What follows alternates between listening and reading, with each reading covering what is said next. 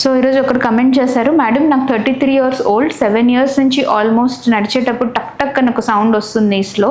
So దీనికి reason ఏంటి అని అడుగుతున్నారు. ఇది చాలా కామన్ క్వశ్చన్. డైలీ నా ఓపీడీలో మినిమం ఒక్కరైనా ఇది అడుగుతారు.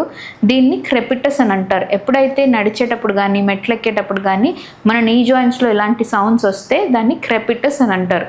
ఇది యూజువలీ అంత కామన్ కాదు. Suppose crepitus is sometimes physiological, కానీ sometimes it is because of నీ డీజనరేషన్. అంటే ఏంటంటే ఈ 2 మోకాల్ మిడిల్లో ఈ కార్టిలేజ్ ఎప్పుడైతే మనం తక్కువ అయిపోతుందో మనం మోకాల్ మూవ్మెంట్ చేసినప్పుడు కానీ లేదా నడిచినప్పుడు కానీ ఇది రబ్ అవుతూ ఉంటుంది అనమాట. సో అప్పుడు ఇలాంటి సౌండ్స్ వస్తూ ఉంటాయి.